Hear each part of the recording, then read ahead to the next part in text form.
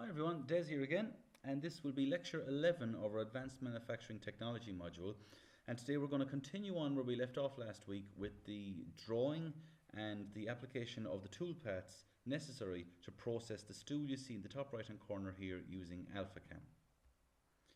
So between last week and today, what we're going to do is create all of the geometry of the various components: the stool top, the four legs, and the two red lock keys. We're going to apply the machining settings, including the toolpaths, selecting the tools, and running the tools in the proper direction.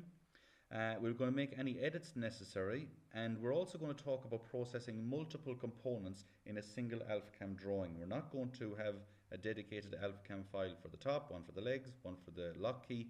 We're going to do all of that in a single AlphaCam file.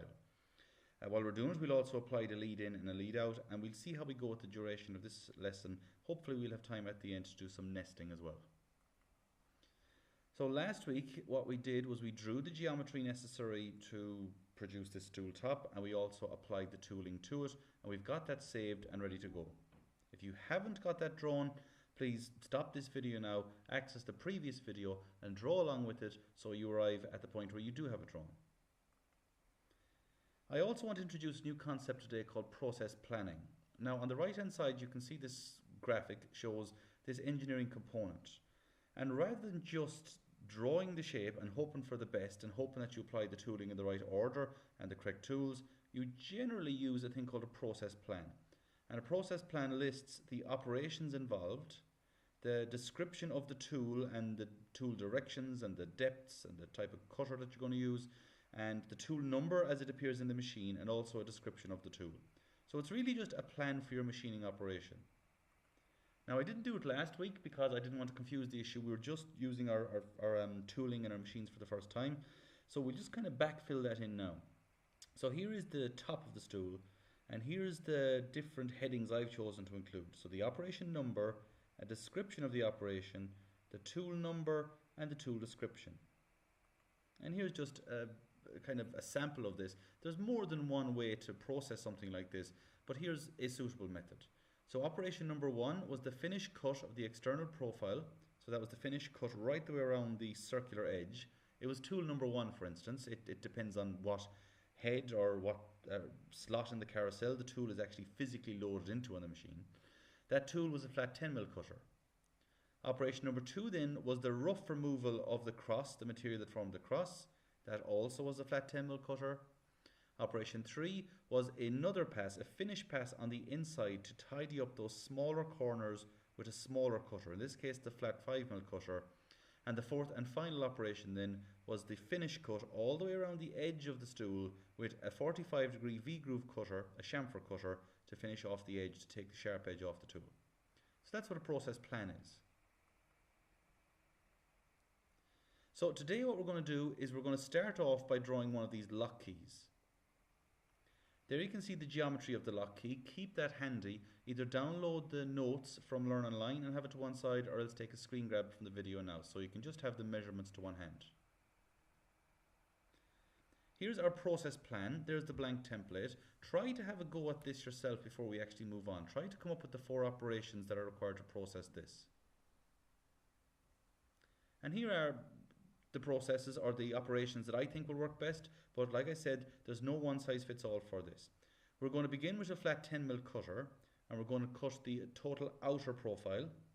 We'll then use the same flat 10mm cutter to rough out the majority of the inner cross. We'll go down into a flat 5mm cutter to tidy out the internal corners, and then we'll use a 45-degree V-groove cutter to take the edge, the sharp edge, off the top. And here we are back in AlphaCam where we left off last week. Now when you open the file, you may or may not get the notification warning you that some of the operation layers are actually hidden. And I can see that over here when I was experimenting last week, just checking out my processing, my machining. I turned off this second operation, so let's just turn that back on. I also see that what I've drawn here is centered at 0, 0, and I'd quite like to have 0, 0 available to me now to set up the lock key. So what I'm going to do is go to Edit, Move. I'm going to select All and Finish. And I want to move both the toolpaths and the geometry. So I'm going to select both when prompted.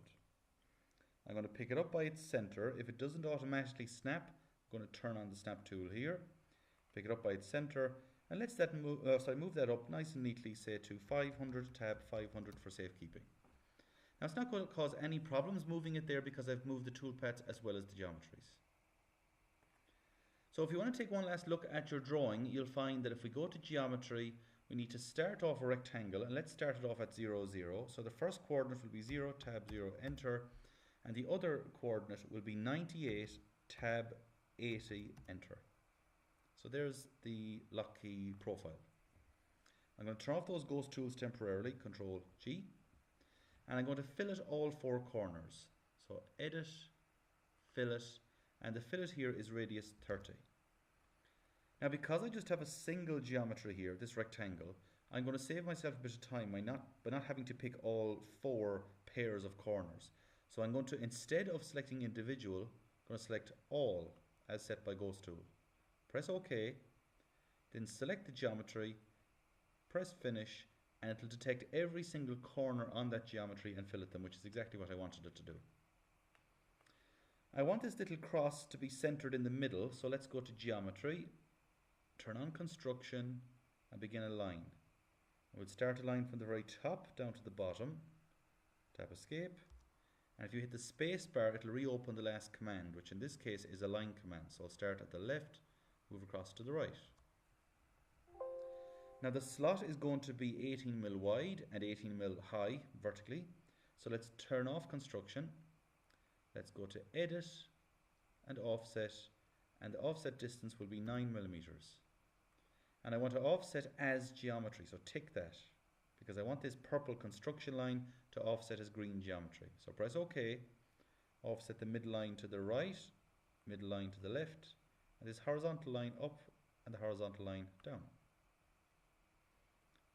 And then what I must do is find a distance from the top edge down 20, the left edge in 20, the right in 20, and the bottom in 20. So you can bring all of those 4 lines and offset them in 20. I'm just going to go to offset 20, and instead of bringing them all individually in by offsetting an individual line or an arc, I'm going to offset the entire geometry. Let's see if that works okay. So in the entire geometry, press OK, click this outer geometry, then click inside, and it does work okay. You can see I've brought them all in one go. I just press Ctrl Z there for a second to show what I meant. If you had gone line arc and pressed OK, you'd get the same thing, but you now have to do 4 different offsets rather than just 1. So I'll put that back in. Offset the entire geometry by 20, click the outer rectangle and click anywhere inside.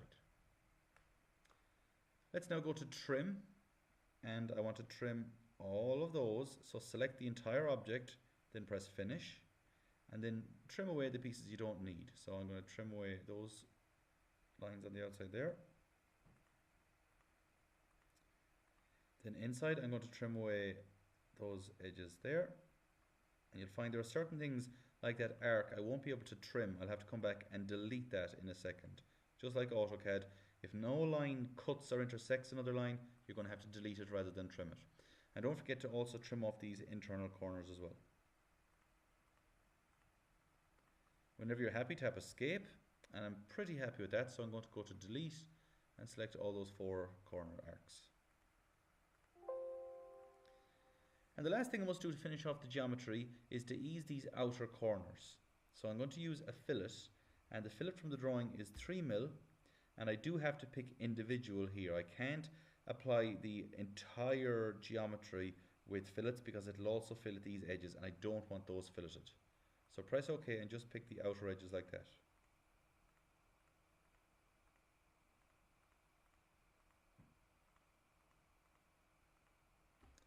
And there we have it.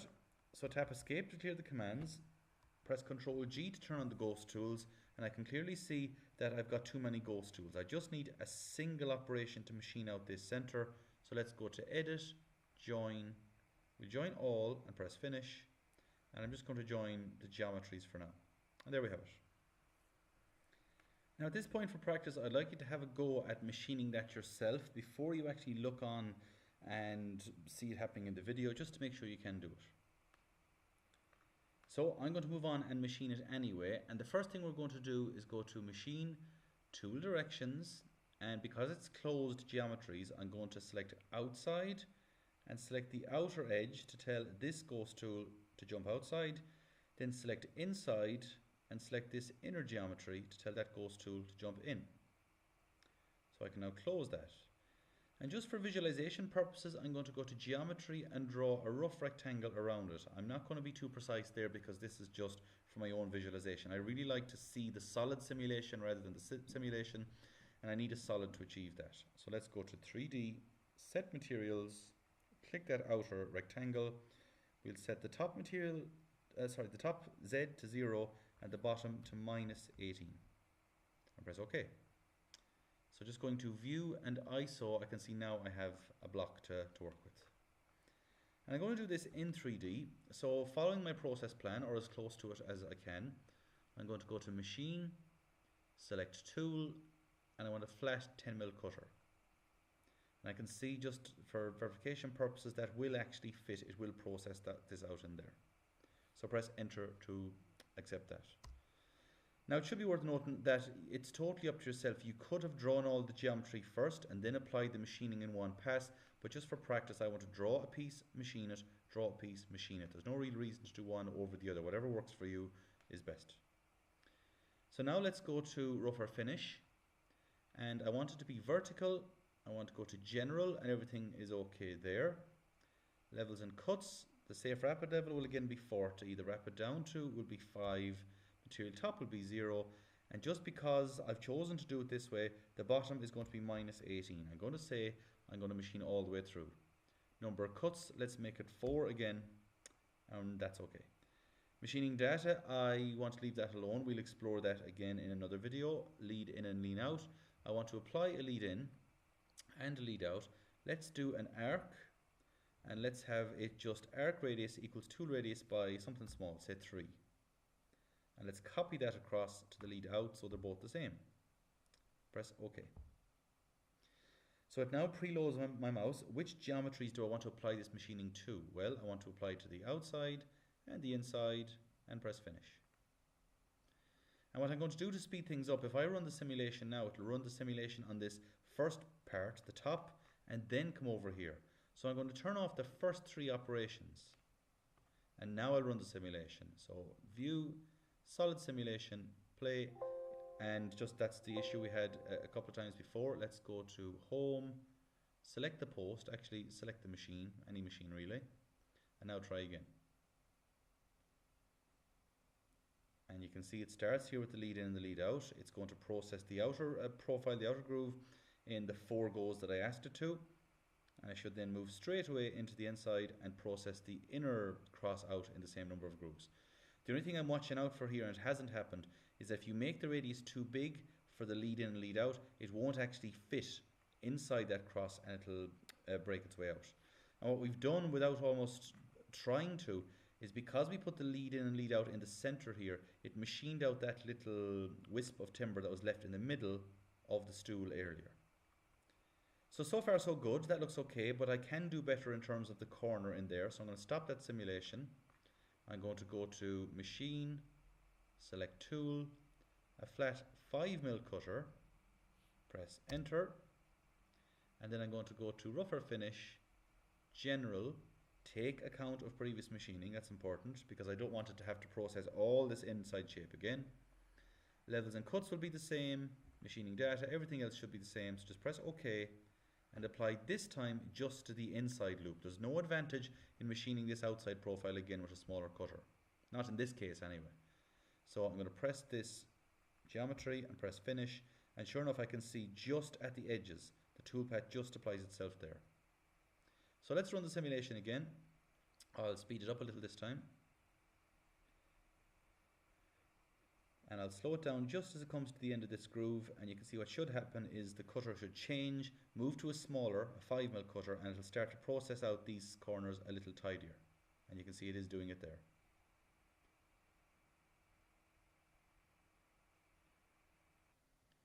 When you're happy with that process, let's move on to the final one.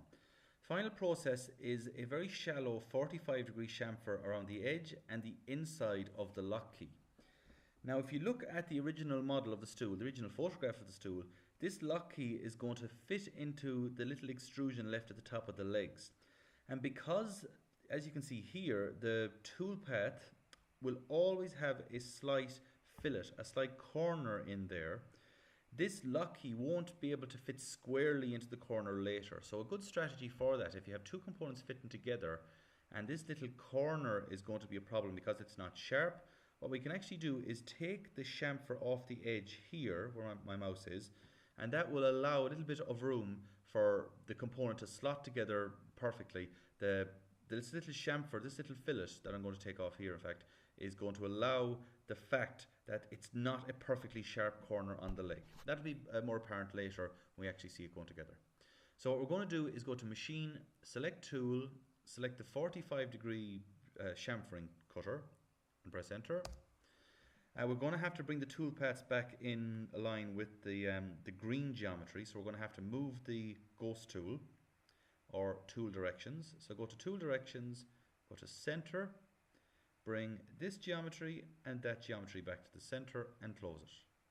Remember, that doesn't necessarily make all the other tool paths jump in. It just means that this is the current position of the ghost tool, so any tool path I apply now will be centered. Let's go to Rougher Finish, go to General, and we'll make sure Take Account of Previous Machining is off. It's not usually a problem, but you get a little notification, an error in this case, when you're trying to put a tool centrally along it. So it's easier in this case to turn it off. Levels and cuts will be similar, but the final depth is only going to be -3 because I don't want a significant chamfer on it. Number of cuts will just be a single cut. There's no problem cutting 3 mil of hardwood in a single pass, and everything else should be the same. So press OK and select the outer profile and the inner profile and finish. That's actually the error I was expecting not to get a few minutes ago, but usually sometimes certain tools give you a notification when you have them centered, and it's not a big problem. Just press OK and the tool path will be applied. That has a lot to do with the way the tool was actually set up. Some tools are set up to follow center lines, some are set up to follow or be one side of a line or the other. I thought, actually right click edit, I thought getting rid of Take Account of Previous Machining would prevent that, but let's turn it back on so. In any case, let's run the simulation and make sure it works. So we'll go to View, Solid Simulation and Play, and I'll speed it up a little just so it gets to the end.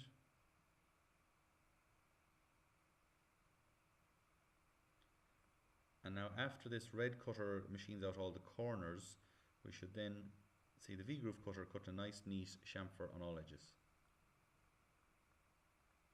And there it is. So now when this locking key fits down to a sharp corner, the fact that there's a fillet here opposing the sharp corner, or sorry, a chamfer here opposing the sharp corner, means that it'll fit in nice and neatly, and it doesn't matter if it's not a perfectly sharp corner. So let's stop the simulation. There's the lock key. Looks good so far. So turn off the simulation by pressing the close simulation button. I also want to get rid of this block because I don't want that to be there getting in the way. So let's go to Edit, Delete, select the edge of the block and press Finish. And press OK.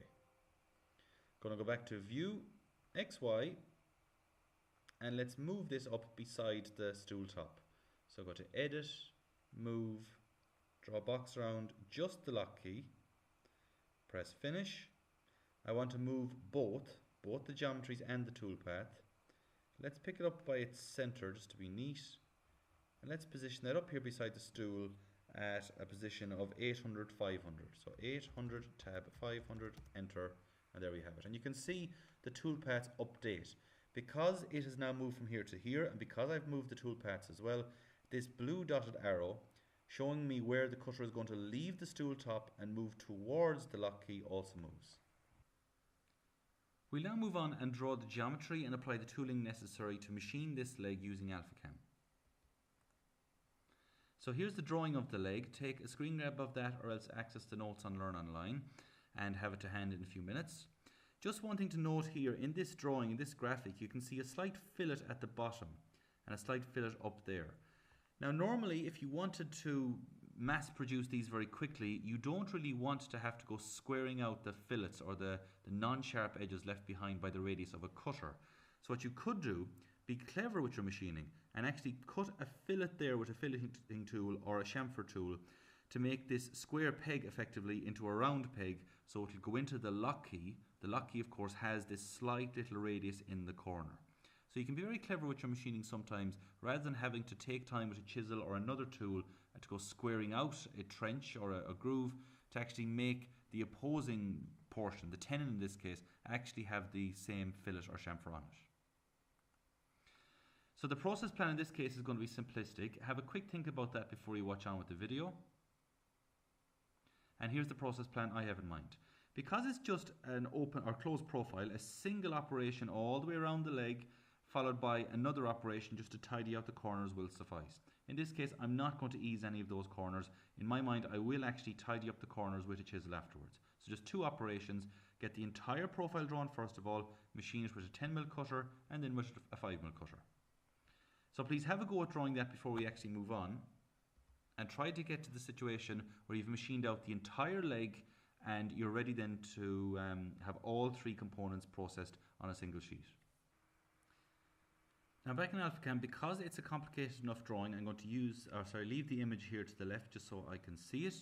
And I can notice first of all that the value of 199, let's turn on my pen, 199 and the value of 446 are the critical ones.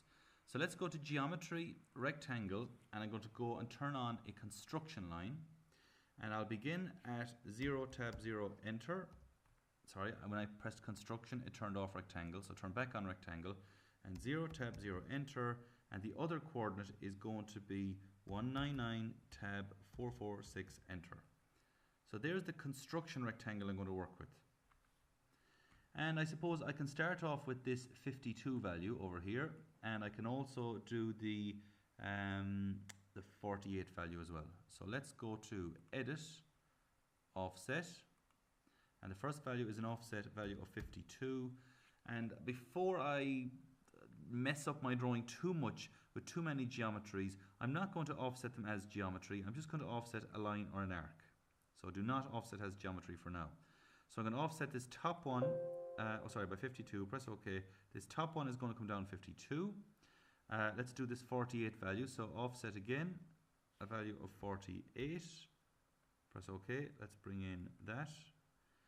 And let's see, the bottom then is going to have a little step 5mm high. So let's go to offset and offset that up 5mm. And then let's see what we can do next. We're going to do this 125mm. So I'm basically just going to offset a load of lines until I get this grid work set up. So offset this 125, and then this top line down 18.5. In fact, I'm going to make that 18.5 just become 18 because I'm not allowing for the skin of paint on it. If you remember when we drew the top, we did not draw it 18.5, we drew the top 18. So the distance there will be 18. Press OK and bring that down.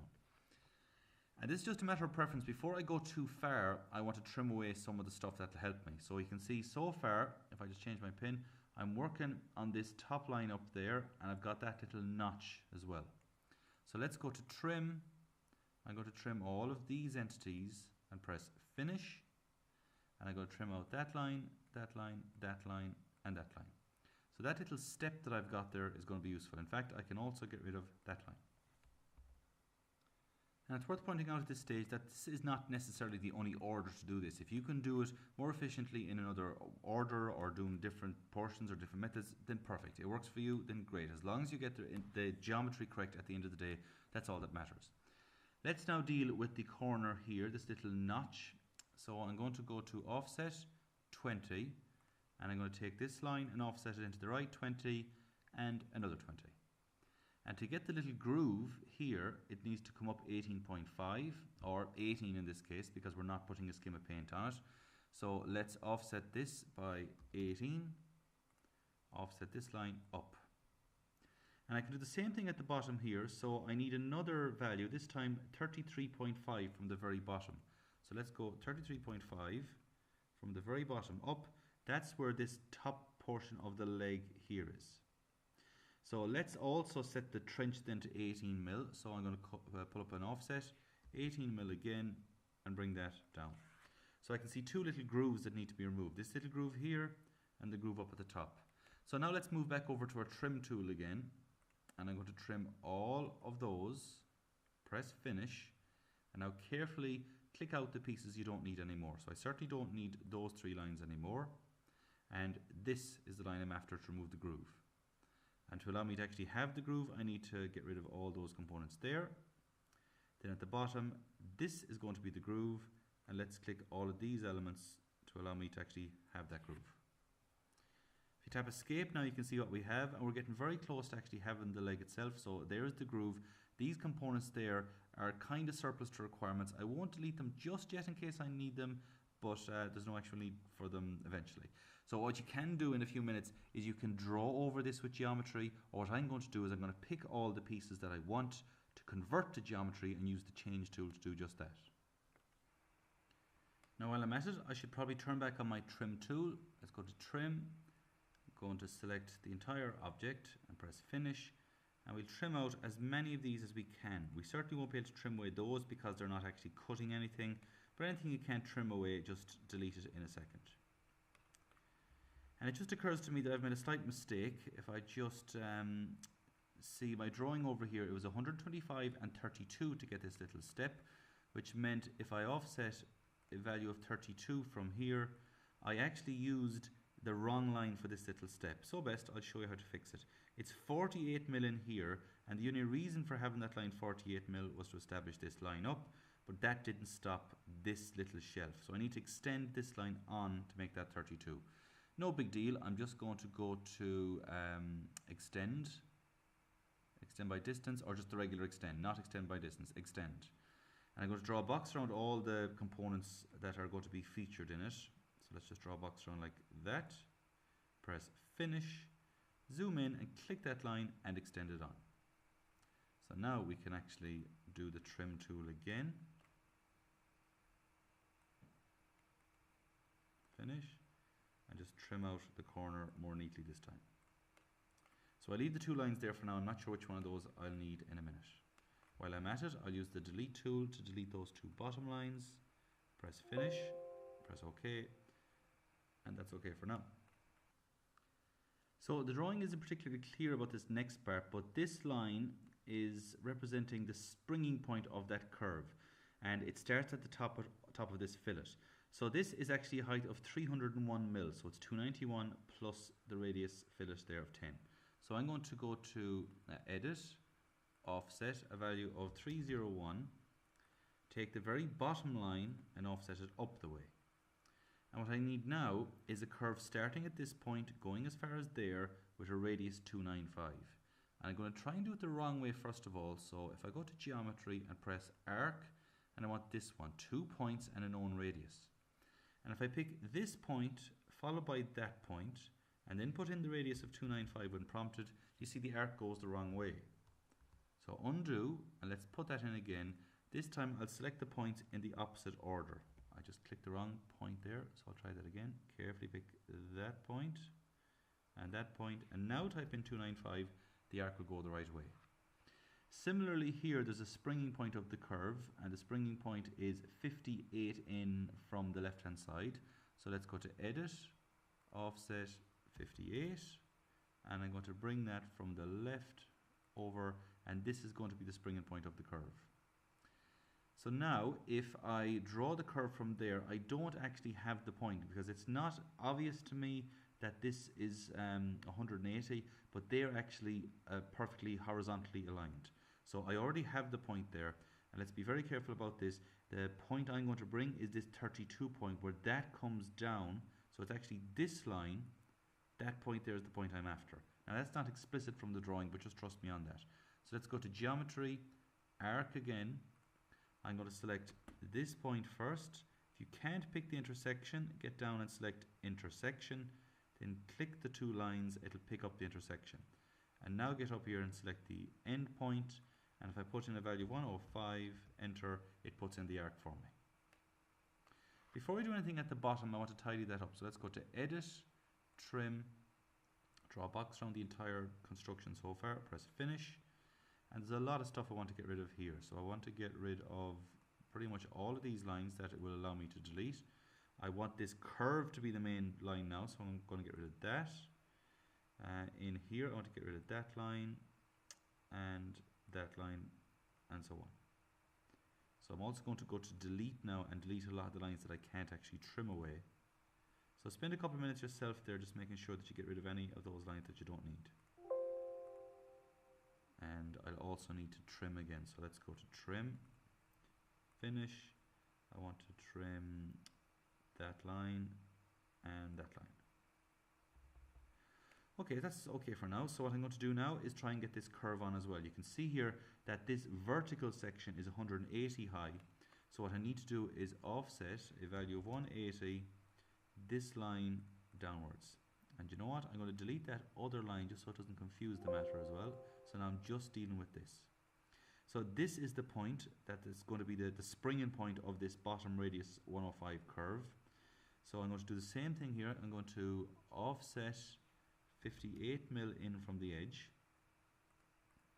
And I'm going to use my geometry, arc, 2 points and radius. And I'm not actually sure which order to select these in.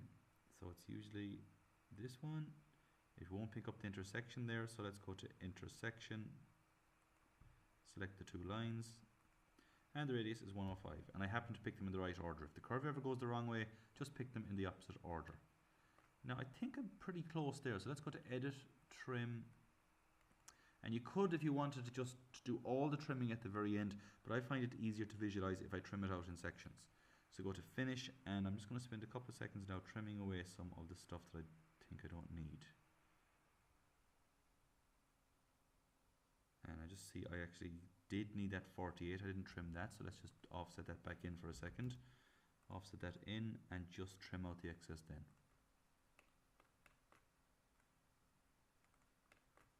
Finish. That's the piece I shouldn't have deleted. So I'm going to select that line now and delete it. And just do some more trimming operations. So take your time there and make sure you get the profile you're after.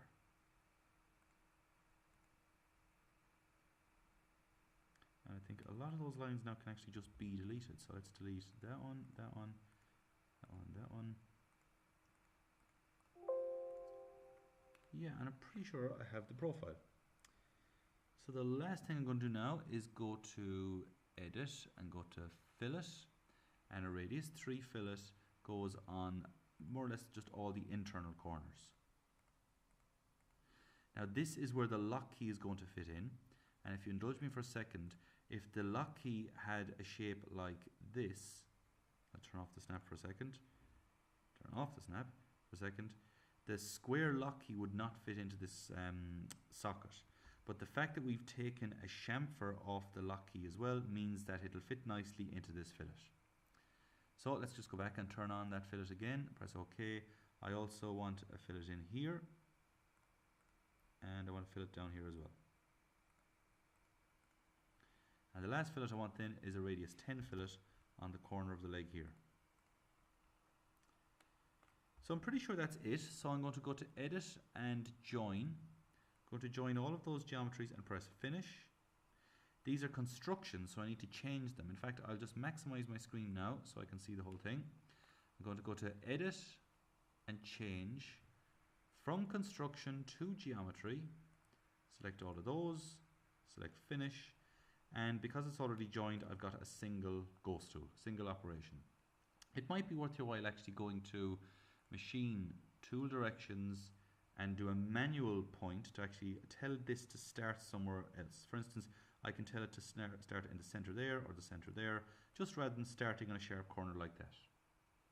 I also want to set the direction of the tool to outside. So select, let's actually set this back to no, and then select the geometry and bring that ghost tool outside, and we're set.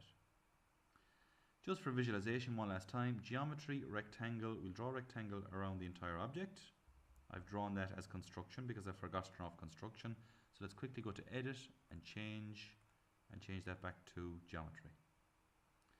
3D, set materials, set that outer material to be 0, -18, and then simply run 2 operations over that. So let's go to view and ISO, machine, select tool, a flat 10mm cutter, rough or finish, Go to general, everything is okay there. 40, 5, 0, and then minus 18, because I wanted to go down minus 18 in 4 passes. And the lead in and lead out, we leave B, and hopefully that'll work. Just select the single profile and finish. And to get a proper operational kind of view of that, let's turn off all the previous operations just so we can watch that one. Let's go to View, Solid Simulation, and Play. And we'll see it should process it out quite well for us. Yeah, that looks good.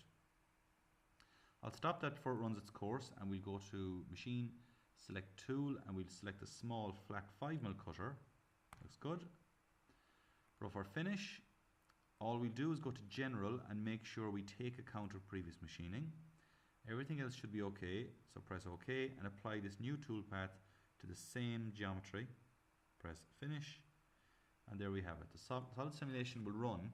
It'll run the 10mm cutter around it in 4 passes, and then it should just tidy up the narrow little grooves that it couldn't have gotten the last time. So you can see it's just processing out the little components it couldn't do. Now that looks a little bit funny there. It looks like it's after damaging something, but it couldn't actually get into that tight corner a few minutes ago. There was a small bit of material in that point where the curve transitioned to the line that it couldn't remove. So it actually could remove a little bit more of it with the smaller cutter. That's why you see a little notch there and a little notch there. But overall, it's come along and it's narrowed out that little fillet a little bit closer, those two a little bit closer, and that one a bit closer too. So in keeping with what we did previously, let's now go to Edit, Delete, get rid of the block, and go Finish. Let's look at a plan view. So View, X, Y, and we now have all 3 geometries with tooling applied to all 3 of them. It's just now a matter of machining this correctly by nesting them onto a sheet. And what I mean by that is you may have a sheet from which to process as many of these legs, these tops and these lock keys as possible, and you can use the nesting function within AlphaCam to do that efficiently and intelligently for you. Now because I've run over, I'm going to leave nesting until the next time, so I'm just going to delete that shape. And just for yourselves, just as kind of verification that you're doing okay in the module, at this point in the module, I would expect that you're able to draw all of those geometries and apply all the tooling shown there. And if you just wanted to practice that and to verify that it works, you can draw just an arbitrary rectangle that represents the sheet for now. Go to 3D Set Materials and give it a value. And now if you go to View, ISO, let's go to the operations and turn on all the operations. Then all the geometry and all the toolpaths that we've drawn over the last couple of days should run when you run the solid simulation. Now I'll run that very fast just so you can see it running through. And in this case we've wasted a lot of material there by only machining them in the orientations there. There's absolutely nothing to stop us bringing the lock key over to the edge of the sheet, the circular top over a little bit, and we could more than likely get a couple of circles, a couple more legs out of this sheet. That's what nesting is, and that's what we'll move on to next time. So when you have all of those profiles drawn and the tooling applied, please upload it to Learn Online to the submission box called Lecture 11 Class Exercises.